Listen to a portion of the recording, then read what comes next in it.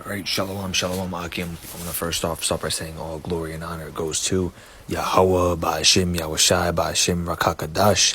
I want to give double honors to my elders and apostles at Grand Millstone who rule well and teach well. This is Brother Yawasap Barak, and today I'm going to be doing a quick little lesson about being set apart, and Lord willing, this lesson will be edifying for those that hear it. So as you can see right here, I have an image, and it shows one path that's a little bit more open, and then another path that's smaller and narrow. And if you go to this image right here, it also shows a narrow, small path, and that goes for us in this walk, in this ministry. We're not of this world, and because of that, we have to stay set apart. We cannot get tainted by the wickedness that Babylon has brought us into, because when we came into this world, when we were born, when we were growing up, before we found out this truth, it's very easy to get manipulated by Esau and all his tricks. You got school, and you got colleges, and you got people around you that are defiled in all sorts of ways.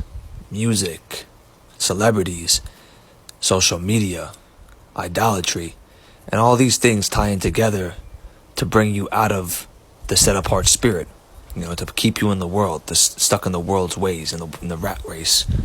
But when you come into this faith, you got to strive to stay set apart in all that you possibly can.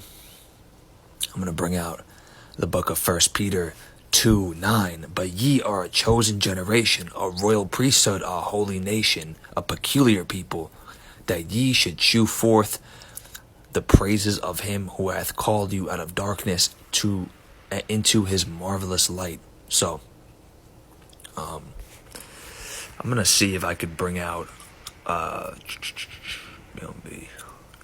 word peculiar.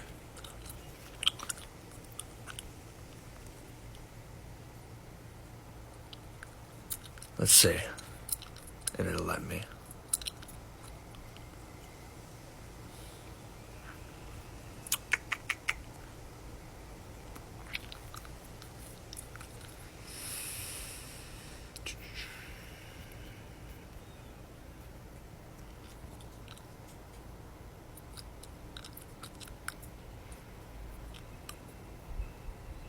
Peculiar treasure. Let's see. Oops.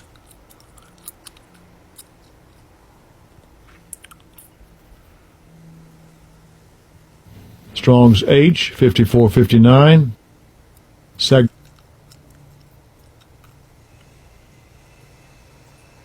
Possession, property, valued property, treasure. So we're a treasure unto the Lord Yahweh Ba'ashim Yahushai, and because of that, we're supposed to give our bodies as a living sacrifice and be undefiled unto him. We want to be a sweet pleasing aroma. If we're a treasure, we're not like everybody else. We're not like this world. We're different. So we're supposed to be set apart. We're supposed to be representing ourselves as holy and blameless unto the Lord Yahweh Ba'ashim Yahushai in the best way that we possibly can. And bring out another precept right now. John 15:9. If ye were of this world, the world would love his own. But because you are not of this world, but I have chosen you out of this world, therefore the world hath hated you. So, there's going to be spirits everywhere, man. They're going to hate you. They're going to hate your guts. They're going to hear you are following something different, that you're on a different path compared to Christianity or baptism or Catholicism, wherever you came from originally. And they're not going to be able to understand it, and it's going to rile up some spirits in them, and they're going to hate you. They're going to hate that you're speaking with an austere, authoritative tonality. They're going to hate that you hate wickedness, because this world, they love the things that are wicked, and they hate the things that are righteous. And we're different, so you're going to be hated, at all angles. And you're going to be people that are going to try to test you, whether it be family, work, relationships. So you got to be able to see it for what it is. We're not supposed to be here, man. We're just passing by. And Lord willing, I brought this, we get out of this place, because this place is vexing, man. You don't want to be here. You don't want to, make a come up in Babylon, man, because eventually it's going to fall. Okay? be reading the book of 2 Corinthians 6:14. But be ye not unequally yoked together with unbelievers. For what fellowship has righteousness with unrighteousness? And what communion hath light with darkness? So why be around these people that are unbelievers? Obviously, we got to be with them in terms of like work, and sometimes we got family members or whatever, but to like willingly go out and hang out with people that we know aren't going to help us edify and grow in the spirit, like what's the point? And a lot of you Akim and Aquat out there might feel like you have to be there for certain people, but if they're not reciprocating that repentance, then man, get away from them. You don't owe anybody anything. So don't be hanging around people that that are vexing you and draining your spirit, because they're spirits, man. They're really spirits inside of them that are operating to take advantage of your kindness. I'm gonna bring out. Let's see if I can find it. Moldy fruit next to good food image. So this is the same thing when we're together with unbelievers. We might be that good fruit right here at one point, but then because we have this moldy piece of shit fruit right next to us, it's going to eventually taint us. It's going to bring the bacteria onto the fruit that's undefiled. And the same thing goes for when we're around people in Babylon that are trying to push their ways on us, and we're accepting it little by little. We got to see it for what it is and stay away from that. I actually got a precept right now. Let me see. Every hateful bird. Revelation. NLT. I'm going to be reading from the NLT. Revelation 18 and 12 and 2. He gave a mighty shout. Babylon is fallen. The great city is fallen. She has become the home for demons. She is a hideout for every foul spirit, a hideout for every foul vulture and every foul and dreadful animal. So this place Babylon, aka America, has been known for basically bleeding all their wickedness onto not only this nation and the people that come here from other nations, but as far as across the world. You're even seeing in certain places like Thailand and the Philippines, these Asian countries that were once very undefiled, even in some parts of Africa. Now they're adopting the whoredom ways of Babylon, and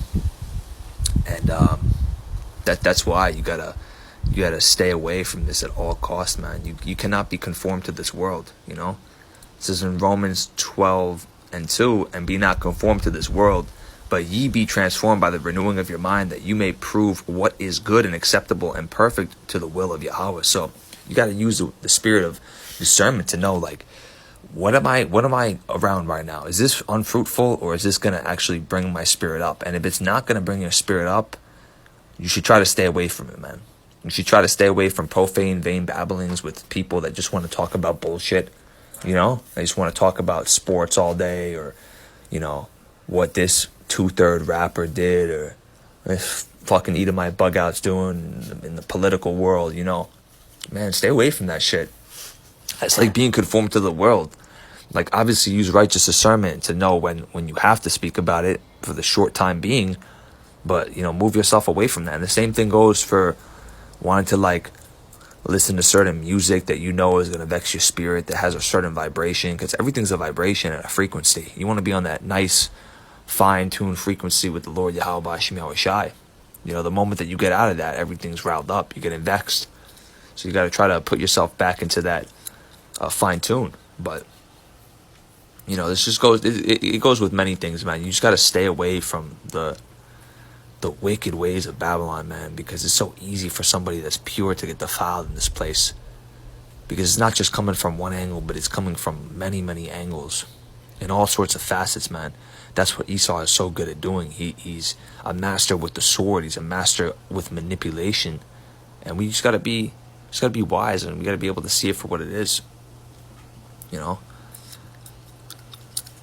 And yeah, Mark 4:19.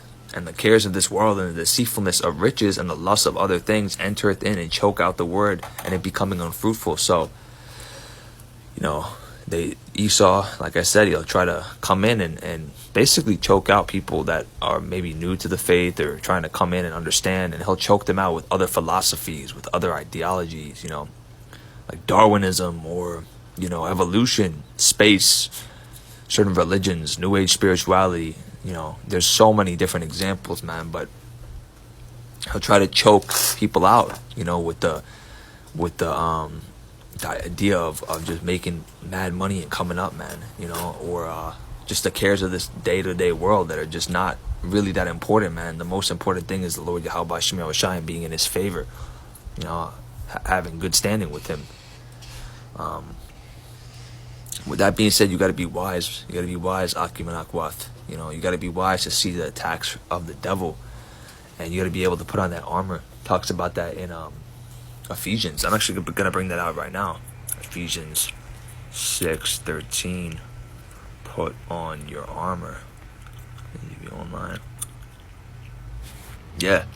So Ephesians 6:13. Wherefore take unto you the whole armor of Yahweh, that ye may be able to withstand in the evil day, and having done all to stand. So put on your armor. The Lord's giving you the ultimate weapons that he has for you. You got to utilize them. And put on that armor to see when, somebody's trying to vex you, when somebody's trying to come at you with the evil spirit, try to hop on you,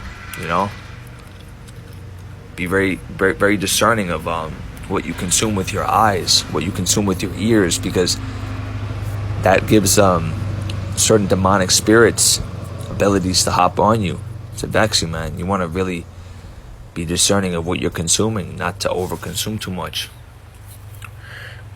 But I got one last precept to end off, Matthew 10:16. Behold, I sent you forth as sheep in the midst of wolves. Be ye therefore wise as serpents and harmless as doves. So, got to be wise, Akim, Akwath. Got to be wise when you're walking in the day-to-day world, man. Be wise to understand, like I said previously, what is fruitful to the spirit and what is vexing to the spirit.